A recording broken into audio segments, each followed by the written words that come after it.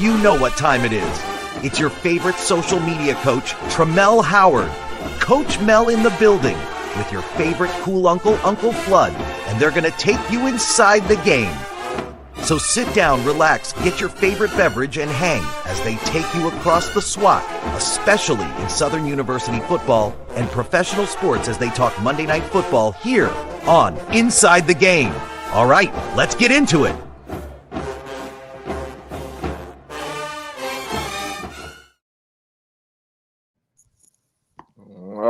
All right.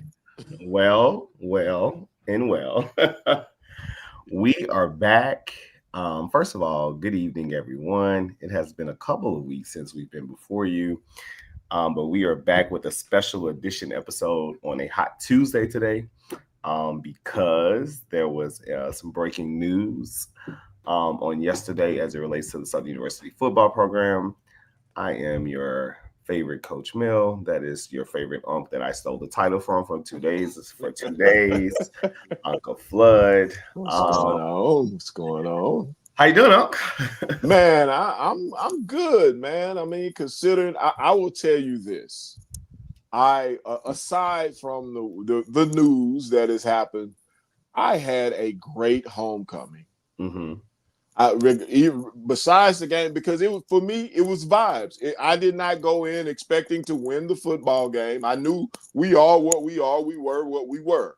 Mm-hmm. But let me tell you something. I had a ball. From the overtime party at the field house to the grown coming party at the Centralplex to the tailgate party before the game. I had a ball. Your aunt had a ball. Yeah, homecoming was all the vibes. I too had a ball. I like, people been talking about the changes. Love the change of having a parade on Sunday. I know that it ousted out a few people, but I appreciate the changes by the administration, by the university. I feel like getting on campus was easy peasy. Counterflow after campus was a little thing, but that's nothing outside of the norm, I think, for major events. Shout out to TJ. We celebrated our 10-year class reunion this homecoming, and we had an amazing time at LaBerge.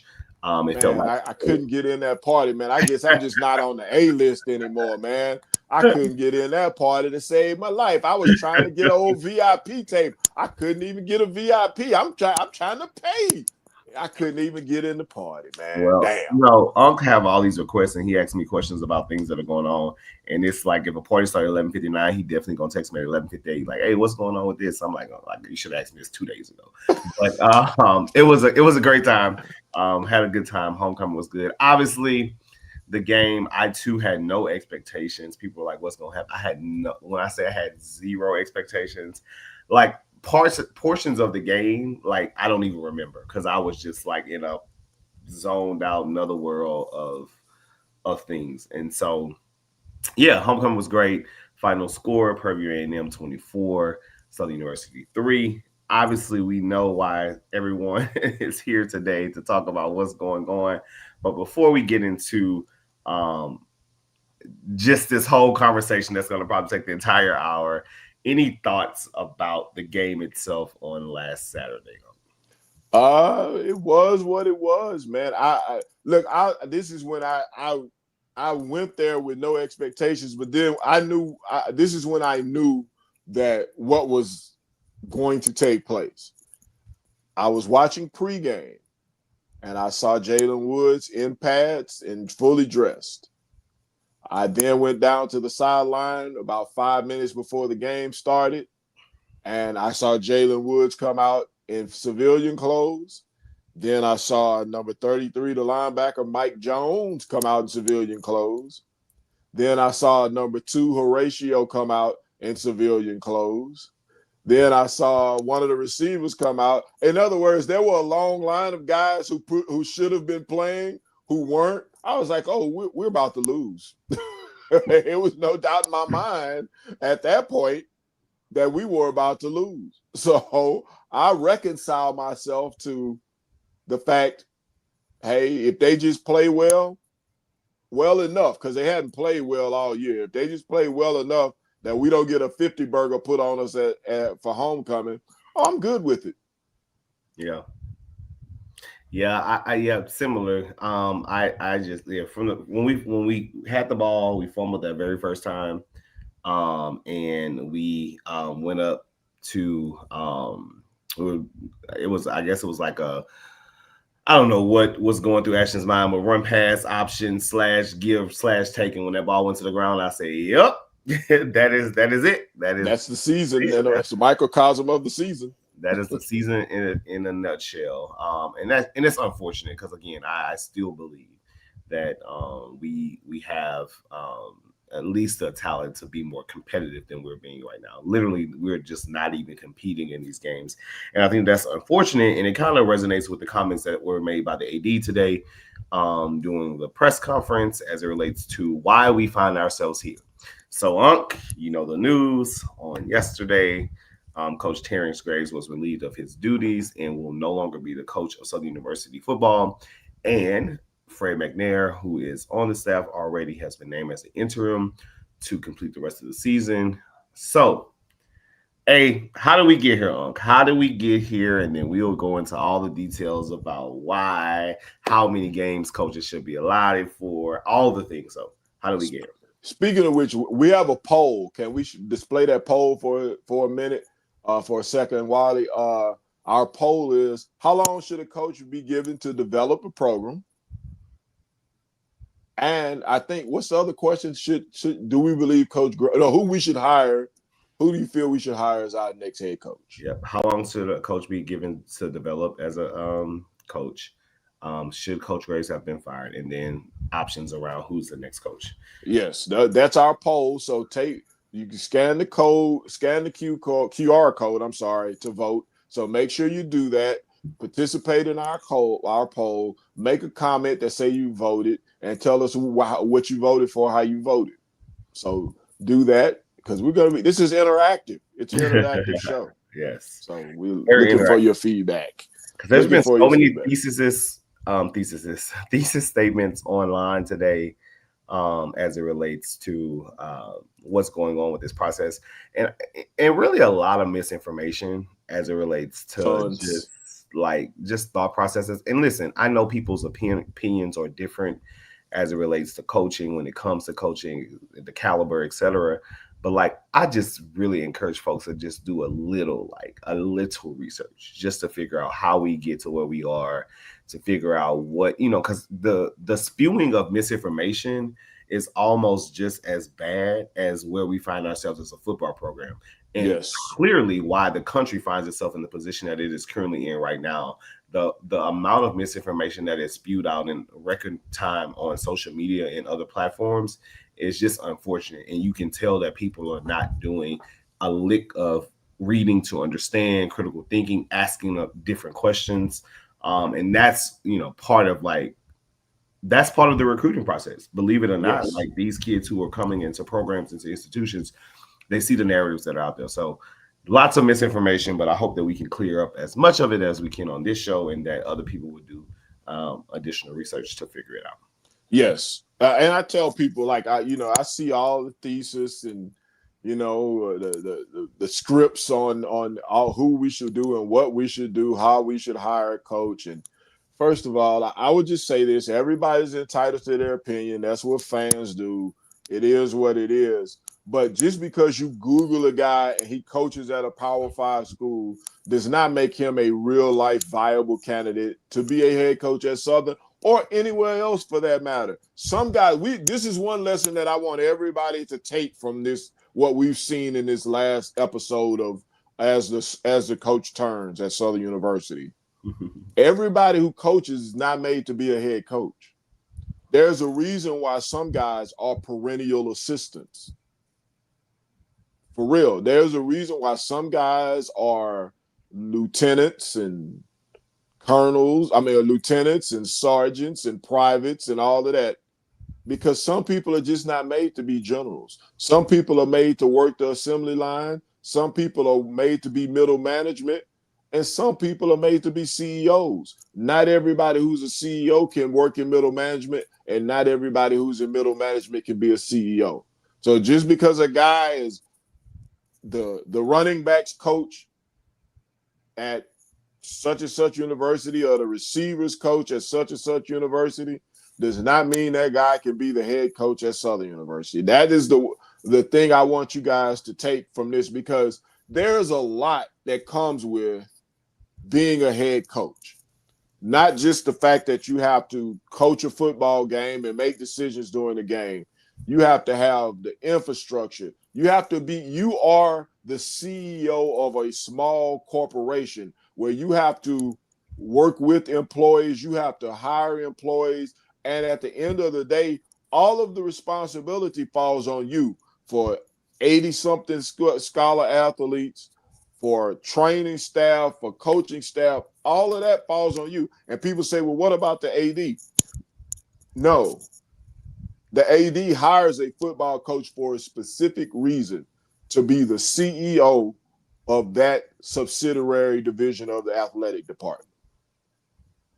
And so everybody's not built to be a CEO. Everybody's not built to do their job. Just because a guy has become the receivers coach at some SEC school does not mean that he's ready to be a head coach.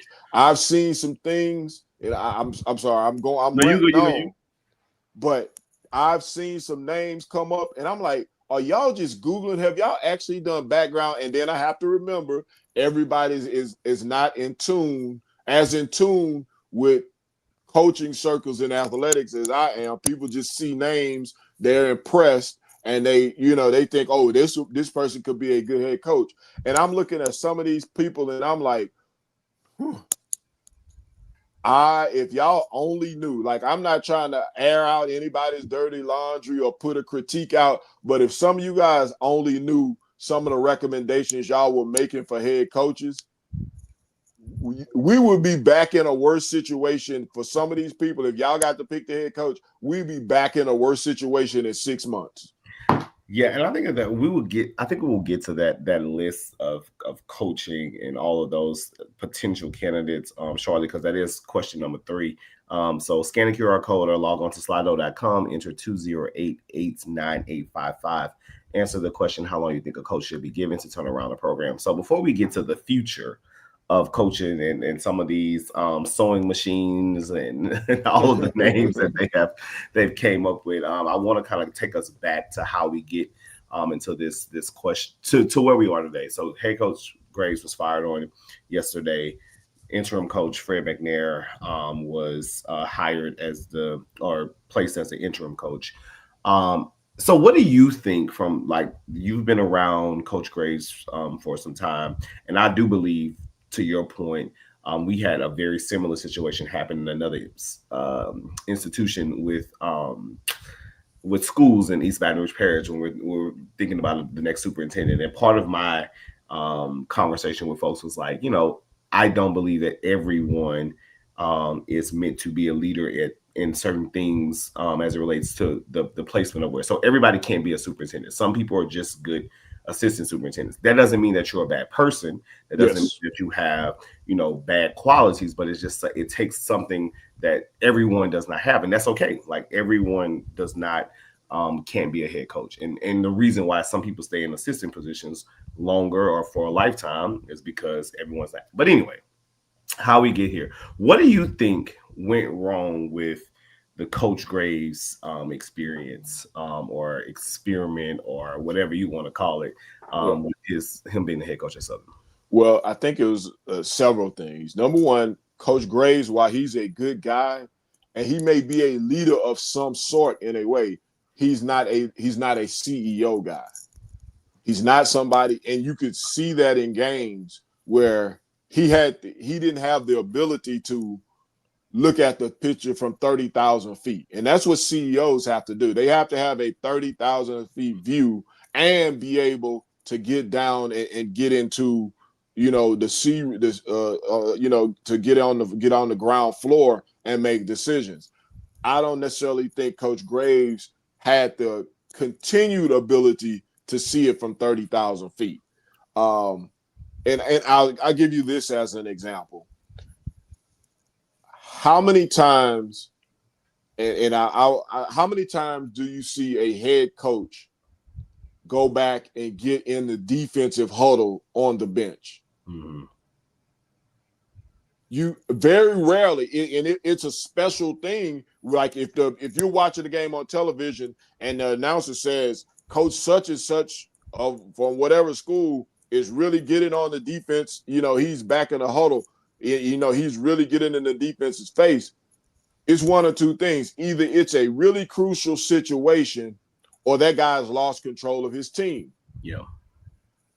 We literally would see that every week, and I understood it because when you get in pressure situations, you revert to what you're comfortable as, what you're comfortable doing.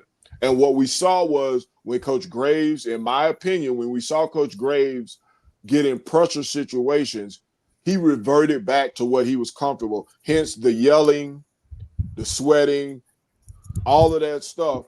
That's what Coach Graves was already always a fiery guy. And I know a lot of people have said off the record that when he was a younger coach, that he was too fiery and he had to grow out of that. Well, he got better, but he never quite grew out of that. And when he got in crucial situations, he reverted back to that. And as the head coach, as a CEO of a program, you can't do that. You have to see it from 30,000 feet, and you have to have relationships with your coaches to be able to say, no, coach, that's not what we're doing. This is what we're doing. Yeah, and I think that's part of the things that I struggle with, like even just within this season alone. It's like the same routine every week, but clearly there's some disconnect. Like you're doing all that yelling, you're doing all that screaming, but you're not reaching anyone. It's like a parent who is having a conversation with a kid and like you're consistently telling them the same thing over and over and over and over again, and they're not changing their behavior. Sometimes you have to change your approach. And from week to week, there was never a change from what we could see. Again, we're not in the practice every day. We're not in the locker rooms. We're not all of those things. But from what we can see, there seemed to be no change of action from week to week. For the life of me, can still not understand how we performed the way we did in many games, like post bye week or post seems to be no. Saturday, I told the people after the game, I was like, it literally looks like we're just getting out there and going through the motions. Like people are just literally going through the motions of the game, but there is just no, like, to your point, CEO leading what is the strategy around the approach that we're taking to a game. And I just felt you could feel that chaos as a fan. Like you could feel that lack of institutional control, if you will, as a fan. And it was unfortunate to see.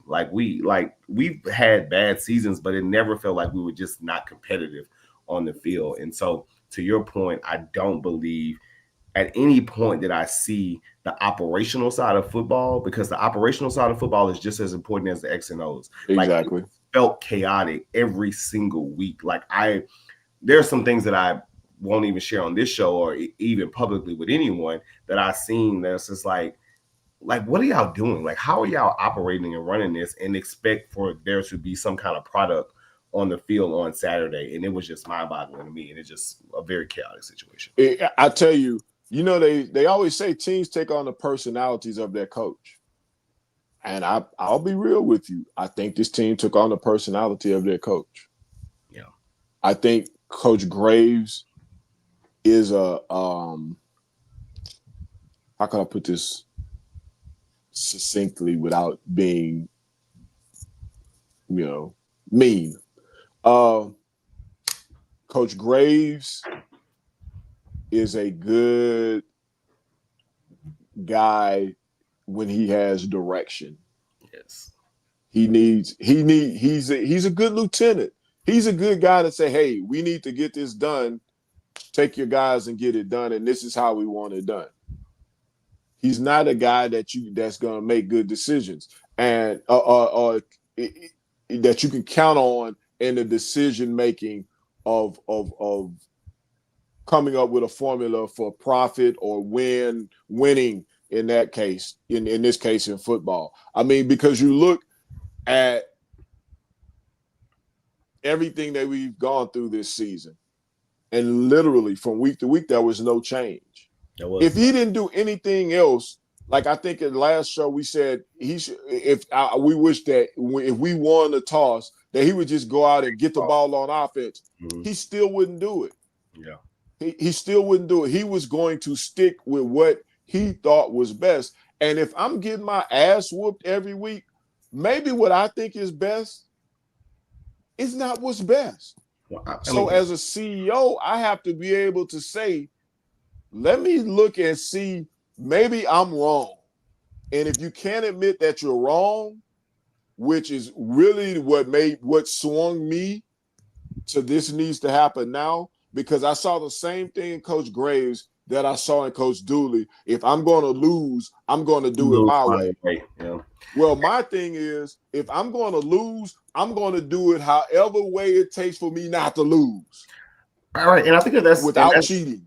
Without cheating, and I mean, and well, whatever, but without cheating, and I think it's just so unfortunate to watch like unfold week to week, because even if like you were here, like you were around the program when this exact same playbook happened to someone else, like refuse to do anything differently, refuse to and it was literally like a script. Like every press conference was the exact same thing. Every response was like, we fixed it, we doing this. And then you get out the next week after a bye week and nothing changes. Like, to your point, man, I would have been kicking onside kicks on the first position. Like, I would have been doing some of the most whatever it took things, because you would see that level of desperation coming from us on the field. And it just wasn't there.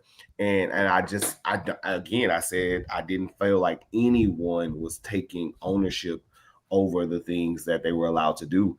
And it just was unfortunate to see. Like, this is the most uncompetitive, going through the motion Southern's team that I've seen in a long time. Even when the Stump Mitchell era, like, that was bad era, but at least it felt like they were out there competing, even though we weren't necessarily always successful on the field. Yeah, at least under the Stump Mitchell era, you had a team where that was completely turned over because of eligibility. That was a whole bunch of stuff going on around the Stump Mitchell era. Those things weren't going on in this Eric Dooley, Terrence Graves era, in particular with Terrence Graves.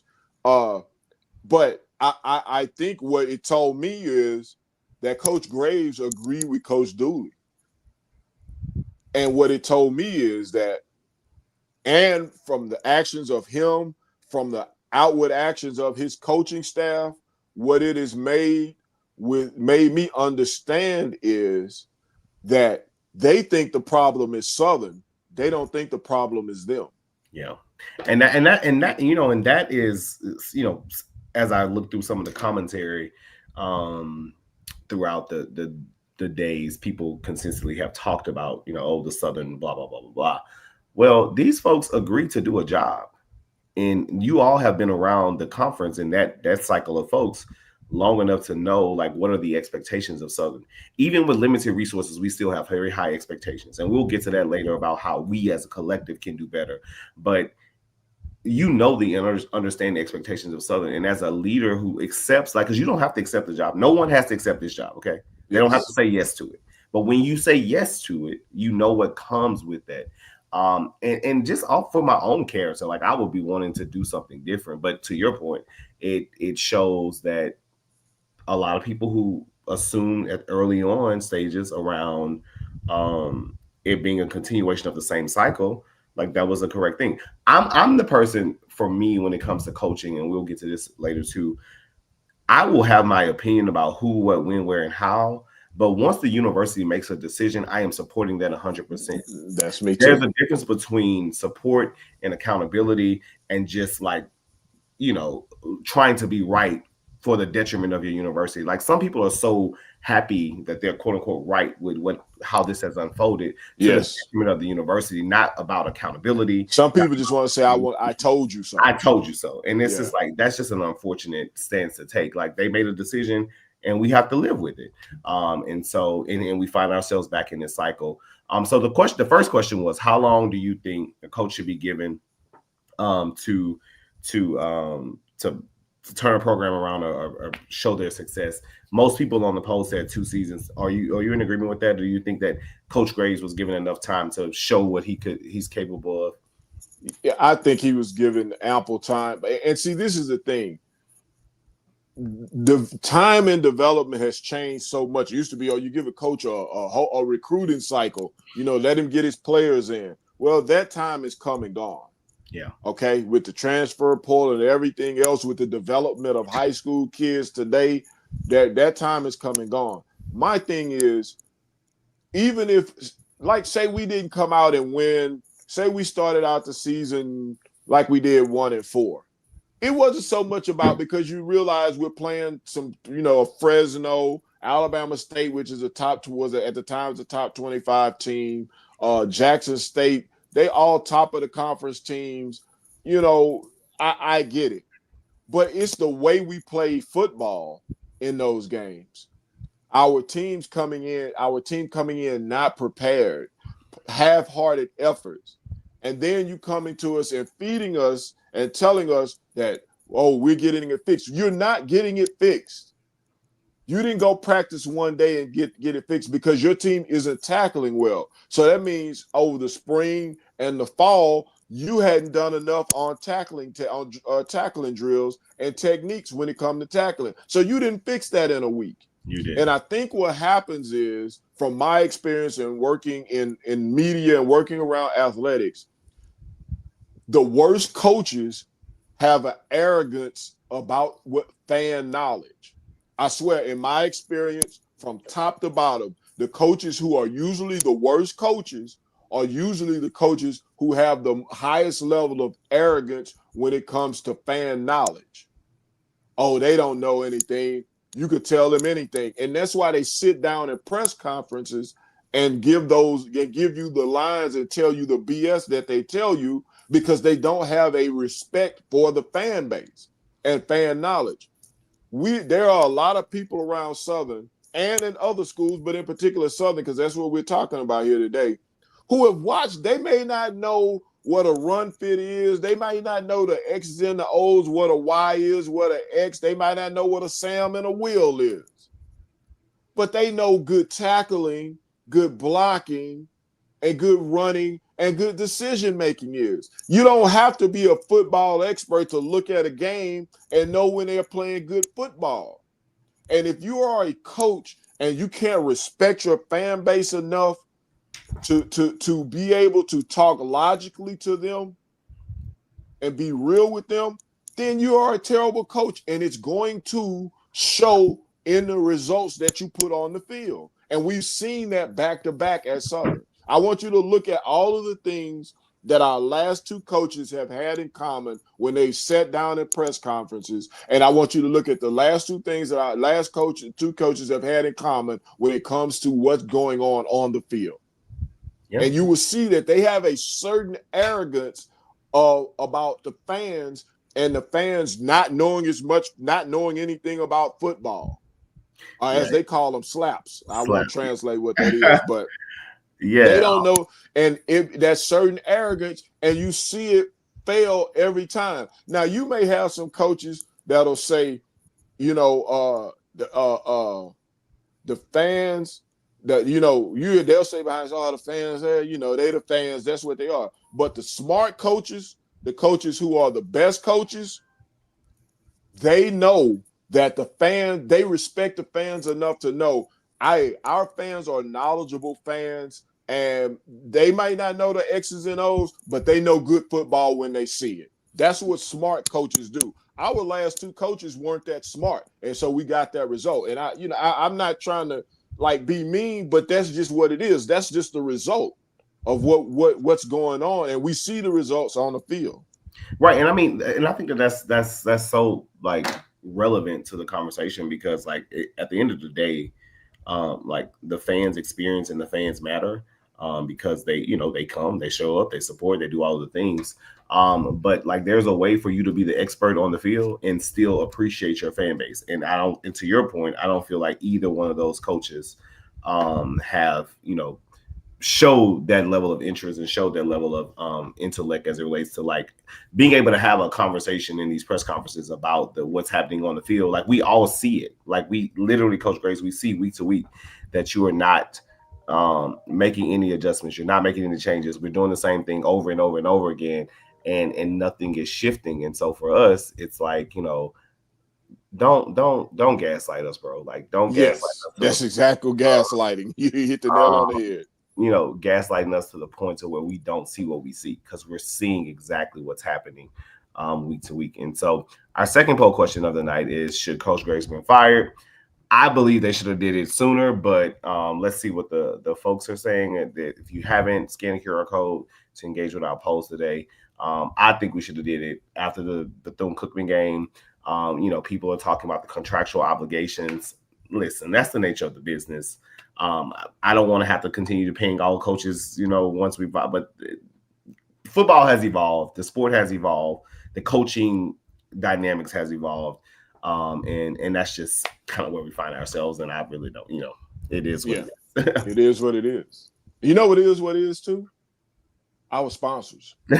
We have great sponsors here on Inside the Game with Coach Melle and Uncle Flood, and we want to recognize those sponsors if we could do that. Our first sponsor is Pat McGee, the Pat McGee Law Firm.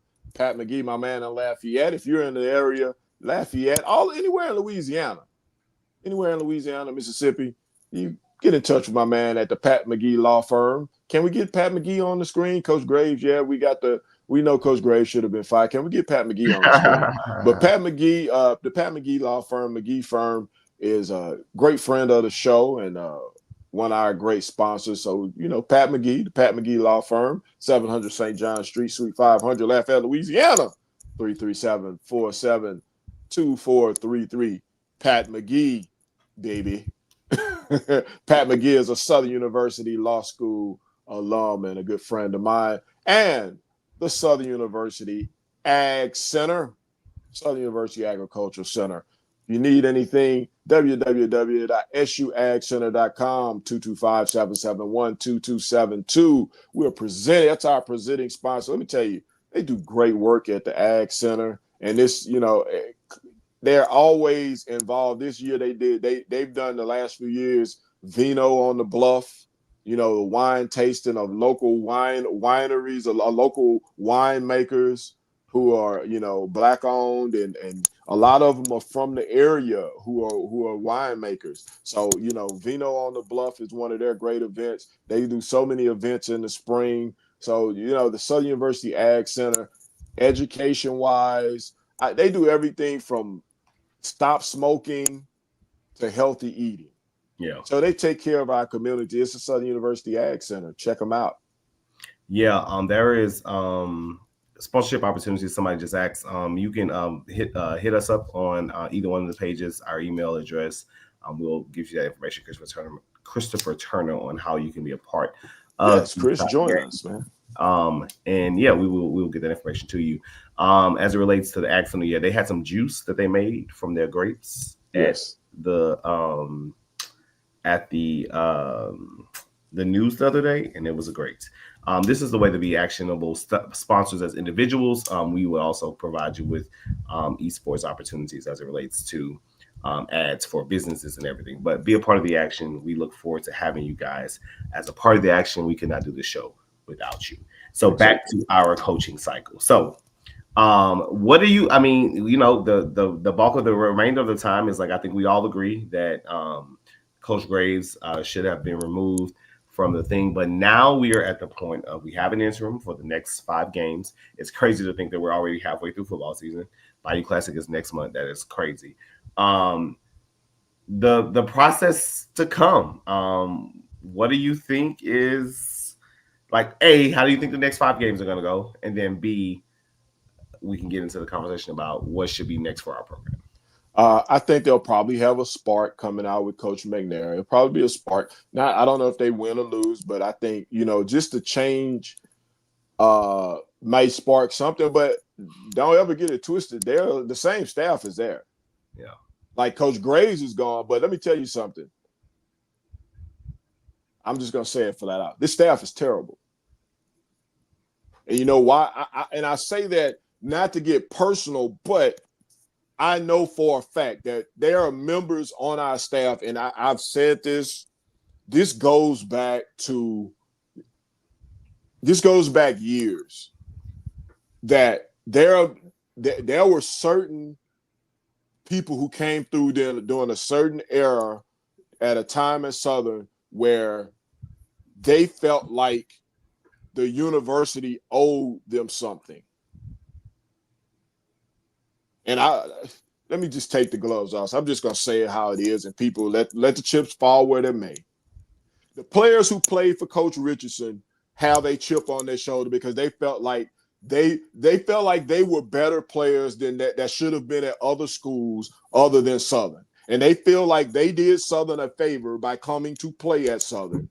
And the whole time they were there, they were reminded that they were at Southern. So now that they've graduated and now that they're out in the world, a lot of those players, not all of them, a lot of them have chips on their shoulder about Southern University.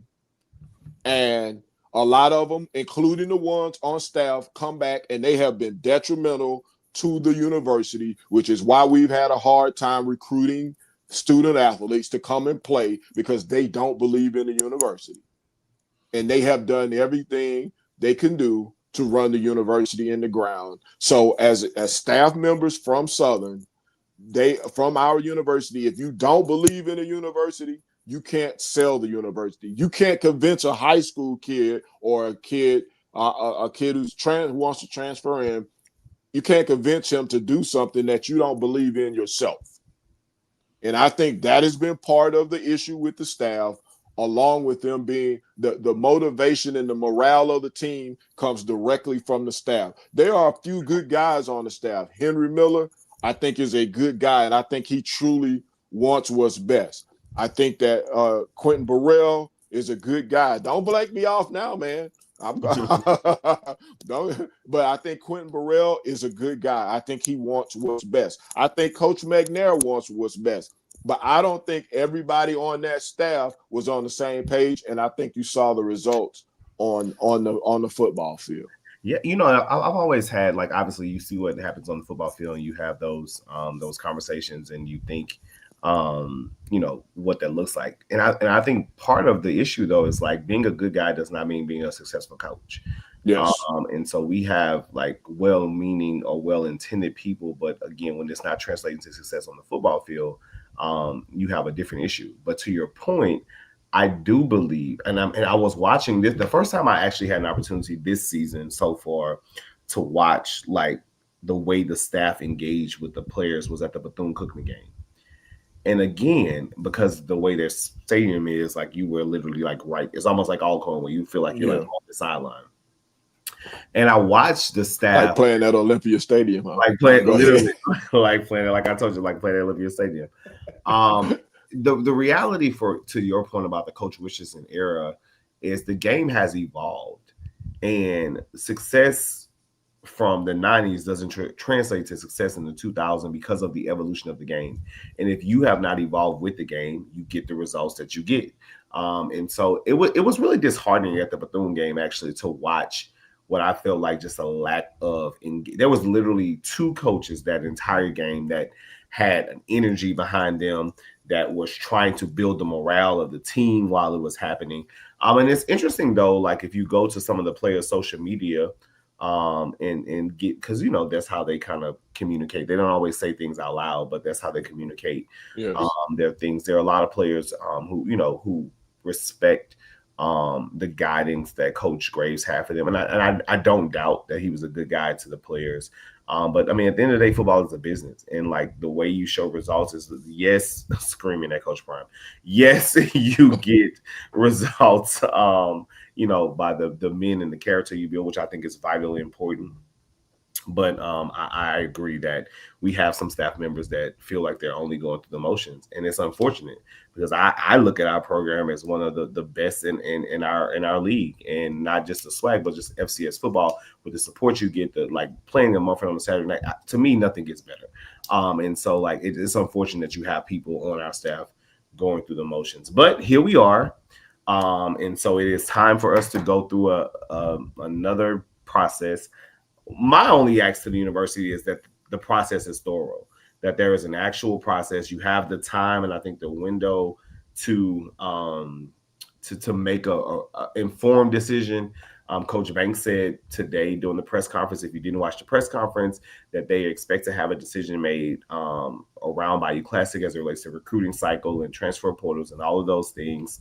I think that's fair. One of the biggest issues that happened during the Coach Graves search, and it's interesting because if you check out the board record from the meeting when Coach Graves was named the coach, one of the questions that happened was between so Dr. Rainey Whitfield, who was a member of our board, nominated Coach Graves. Yes. The second motion was by Mr. Raymond Fondell.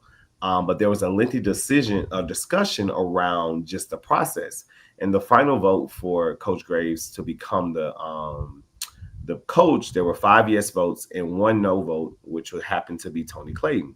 And he said in his statements that he voted no for Coach Graves being the coach because of the way the administration handled the process and the lack of transparencies, not that Graves was a bad guy. Yeah. So the process has continued to be something that not only the board, because the board ultimately has to approve these decisions, are in conversation about. And so my only ask to the institution is that we actually get a thorough process. Today, Coach Banks said that there will be a national search firm. He said, so he enlisted all of those things as it relates to the process. So in your perfect world, like what should this process be like, and what what makes the most sense? I think that there should be a national search. And I just saw somebody talk about recycled coaches. Every coach is recycled.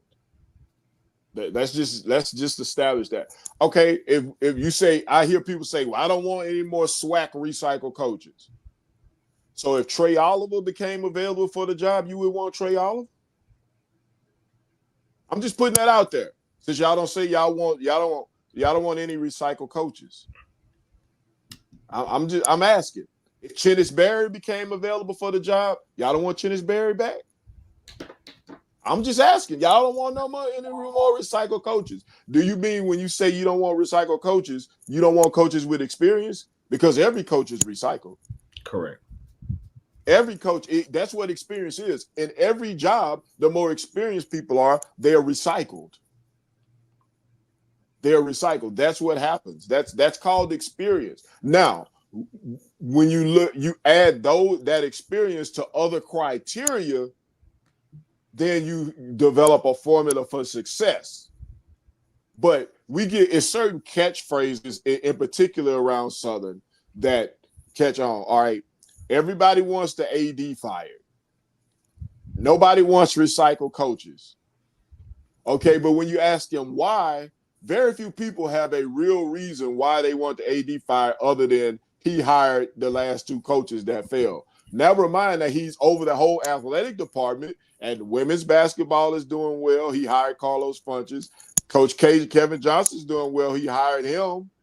Volleyball has made it better by leaps and bounds. He hired her. Softball has improved by leaps and bounds. He hired her. He is not very good at hiring football coaches. I grant you that. But let's look at it holistically. Okay, I'm done with that. I'm just putting that out there.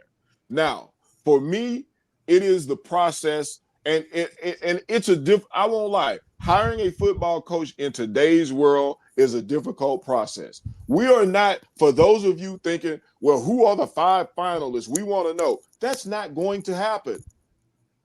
You're not going to get a list of the 5 finalists. You're not going, but you know why? Because any coach worth a damn does not want to be on a public list of 5 finalists. That's not the way things function these days. Yeah. Basically, what you're going to get is maybe the last 2 candidates' names released publicly. But what you want to do is have a process that works behind the scenes, like a search for a search group who can go through the process and get you 5 or 6 qualified candidates by the criteria that you present. and get your 5 or 6 qualified candidates, and then you go through the weeding out process along with your search firm. You go through your weeding out process, and you get it down to your 2 candidates. And then that's when you might make it. That's when it becomes public, because any coach that's worth a damn is employed. Yeah. Yeah, I think that's part of like the thing that people, people scream transparency, people scream like all of these things as it relates to, like, at the end of the day, we want to win football games. When it comes to what we're talking about today, we want to win football games. And to your point, like there is a process, but like I think the majority of folks want there to be like what it feels like, an actual search, and we're not making what they would assume to be a lazy hire or whatever. Like there's actually a process and explanation behind whatever is the decision they made. So I do believe, Yes. I side with the side of people when it comes to like, once you've made a decision, at least providing rationale around what that decision, what you thought about, what were the criteria, and why Coach Reggie Flood met those criteria as it relates to us hiring him. Yes. As it relates to the AD stuff, I want to go back to that like very, very briefly. For a couple of reasons. One, because I hear the same conversations consistently about we should fire Coach Banks, we should fire him tonight, we should fire him tomorrow. And I was once on that fire Coach Banks team. And partially because I had a lack of understanding about his role and a lack of understanding around like what were his job duties entail. First thing I'll acknowledge, are there things that our athletic department could do better and should do better? Absolutely, positively, yes. Yeah, Are there things in our athletics wheelhouse as it relates to how they staff people, how they communicate with fan bases that they can do better? Absolutely, positively, yes. But what I would encourage folks to do is like what we often see in your advocacy of being pro or anti Coach Banks, it stops at social media. So how do you take and elevate that, to the controllables? And so one of the things that I did, I reached out to him on my own behalf. I had 3 things that I've thought are things that we should work on as an institution, and providing him with my rationale and reasoning behind why we should work on them as an institution. And he responded to me, and he gave me a list of like what were his barriers to the things that were happening at the time. And we had a very well-meaning conversation as it relates to those things. And there are some things in the work that he's partnered with us with to fix. And so I think that we have to do a better job of getting proper information, understanding how do we control the controllables, because the board chair has made it very clear that as long as he is on the board at Southern University or the board chair at Southern University, Roman's not going anywhere. So this idea, like you're fighting a losing battle. And so, especially if you're only fighting it on social media. Yes. And so I do believe that that Coach Banks should hire, someone on his staff that could translate his messaging in a way that's digestible for people, in a way that people can understand it, in a way that makes sense for us to cultivate the messaging around what's happening in the athletic program, because it is a partnership. It's not a either or. Like the fans, alums, supporters matter, and you also have a job to do. So there is a bridge that I think is a missing component for folks to have a better understanding of the role of the AD. But I agree. I've changed my thought process to control the controllables and be a partner rather than an adversary to our administration. Yeah, I think the people who are the most vocal and who are the most vocal opponents of or the proponents of getting rid of Coach Banks, a lot of times don't really know what it takes to run a athletic program or the barriers. And a lot of times he'll talk to you because you number one, you're president of one of the booster clubs. You're president of the not blue and gold. I'm sorry, the quarterback club. And you built a rapport and a trusted relationship. Some of the barriers that he faces, he can't go public because number one, you and I both know the biggest detriment to Southern is Southern. The biggest detriment to Southern are people who claim that they love Southern. And I know I'm gonna step on some toes, but if you can't say amen, you got to say ouch, because there is nothing more detrimental to Southern than people who are claim that they love Southern, knowing something is a hindrance or knowing something bad about Southern. We are the first ones to take our dirty laundry out of the house and put them on the line for everybody else to use against us. The main people who are detriments to Southern and Southern's reputation and its ability to function are people who claim that they love Southern. Correct. We will go on social media and say the wildest things about Southern just on rumor and innuendo. And we will do that. And that comes from Southernites. That's not people from other schools or people that comes from Southernites and the Baton Rouge community. Yeah, I mean, and I think that goes into like one of the biggest things that people often talk about is the quote unquote lack of recruitment of local talent, and I just wholeheartedly disagree with that. At the end of the day, we can't get every single player that is talented in Louisiana. I think that we should have a more concerted effort to like intentionally recruit local talent. But at the end of the day, part of decision making in colleges is if you talk to high school kids, because that's what I do in my job right now.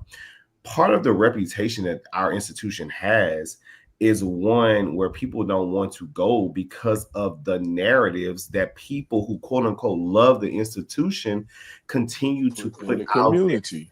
At the end of the day, like you can't tell me anything about Southern. Like we have our faults, but at the end of the day, like yes, we are it. And I will never. There are literally people who went to Southern who discouraged their kids from coming to Southern, and to me that's just so crazy to me. Like, are there barriers? Yes. Are there things that we need to fix? Yes. Are there things that can be better? Absolutely, yes. But if we don't do it, who's going to do it? And it's just unfortunate that follows us in a way that we become part of the problem as opposed to a part of the solution for helping our institution to grow and develop. Yeah, like and like I said, I saw an example today. I saw a gentleman put on social media that there were during homecoming, there were fights all over campus, there were shootings, blah blah blah blah. And I said, don't do that. That's just not true. But there was one lady who came on there and she backed him up. Well, I saw 3 fights on social media. Well, there were 70,000 people on Southern's campus approximately. Right. If you only saw 3 fights, you know what? That's a pretty damn. If you've been to an NFL game or anywhere else where there's 70,000 people, if you guys saw 3 fights on Instagram, that's a pretty damn good day. And she said there were 3 shootings. Okay, so I just want to.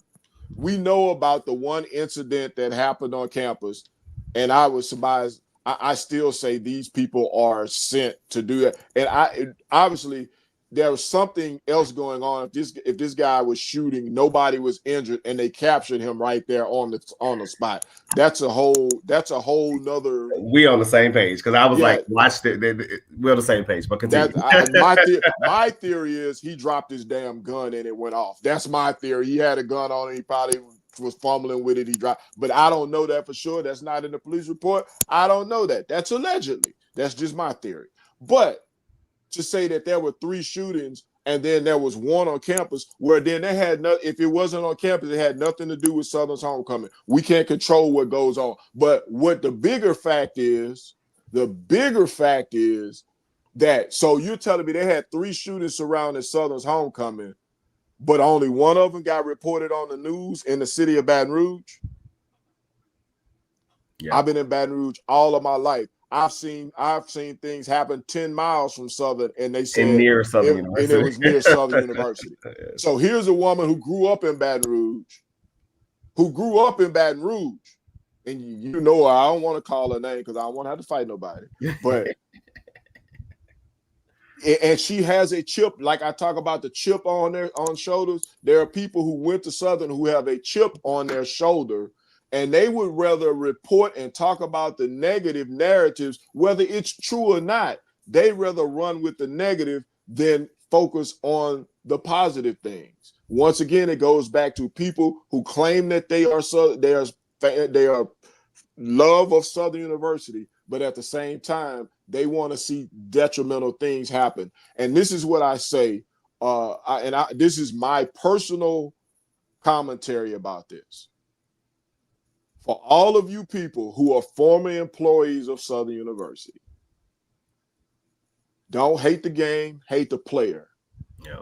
There are some of y'all out there that when the politics were on y'all's side, it was all love. It was all love. And you were getting a check, and you were on the political team that was winning, you were getting a check. And then when the politics turned against you and you got run off the yard, now all of a sudden you're mad and everything at Southern is wrong and everything needs to be changed. But when you were benefiting from it, you were happy with it. You know what? That's the game. That's the game. If you want to get in that game and play that game, then that's going to be the result of it sometimes. Sometimes you're going to win, sometimes you're going to lose. But you know what? Suck it up, Buttercup. Listen, that is a part of what in my prepared remarks, because I never prepare remarks of this show. It's very just us having a dialogue like we were doing before we even started this show, yes. and which is the result of why this show exists. But one of the things that I said is that we can't keep fighting for Southern only on social media. Likes and retweets don't fund scholarships. Right. Comments and hashtags don't upgrade facilities. We collectively, we want to hold other folks accountable, but when is the last time you as an individual did something on behalf of Southern University? When is the last time you reached out to someone to see what can I do to better our institution? And it doesn't always involve financial support. It doesn't take $1 if you are a professional in said industry to be a mentor to a student. It doesn't take $1 to come on the campus and help with a campus cleanup.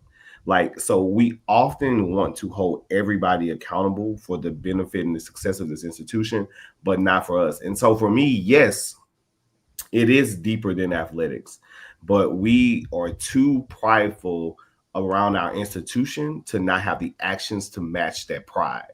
So we continuously talk about loving Southern University, and you can't name one action that displayed your love. It's like being in a relationship and you never bought flowers. Being in a relationship and you never planned a dinner date. Being a parent and you never bought your son or your daughter a pair of shoes. Pride and love comes with action. And we want to fuss and hold everybody accountable, but we have no actions to support the benefit of our institution. And so that's my challenge to us today, is how can your pride be matched with some level of some consistent action to support the institution? Amen, amen, and amen. Yes. So, yeah. I can't help but agree with you on that. You had preached a sermon here, Reverend Melle. Can we pass the collection plate, please? Pass the collection plate. But no, I mean, listen, we are on the verge. We could go one or two ways. And so I just encourage folks to stay engaged. I hope that it gets better. My birthday is Saturday, so all I want for my birthday is for us to finally be FAMU, for us to enjoy a great day, and to just get out and rally and support the players, because we are down and we need it. Can I say something? Yes, go ahead. Leah, I'm a little jealous because you always come on here propping up Melle, and you never give me any props. I'm a little jealous. I raised Leah, okay? I know. That's why I'm teasing her. That's why I'm teasing her. I raised Leah. Leah was just a little girl walking around, scooting around, and now she is blossomed into a wonderful young lady. But no, I mean, just come out, support the team. We really need to just think about what is rallying behind our institution looks like, even when the going gets tough. And so it would be nothing great than to have a steep crowd in Mumford Stadium to show support for the guys, because at the end of the day, they are student athletes. They're students first, athletes second. And the university is trying to transition and make a change. And so it's up to us to support. I look forward to diving into more of this coaching search, more of the budgetary questions as it relates to the money situation and how they use that. So listen, we're in for a long road ahead. And so hopefully Monday when we come back here, we'll have a victory to talk about, as well as the the future direction of the program. And so with that, Yes. it is 7:00. We have enjoyed the engagement. We have enjoyed you guys today. Coach Flood, take us out. I mean, Coach, I'm Unc this week because I'm a wide. Yeah, we trade because he was at the YB. He was He slimed out at the YB concert. You got to make America slime again. So make America slime again. Massa. Yeah. Yes, indeed. I want to thank everybody for joining us. And if the man upstairs says the same, we'll be back at the same time in the same place. As you always know, we'll take you inside the game. Go Jags. Go Jags.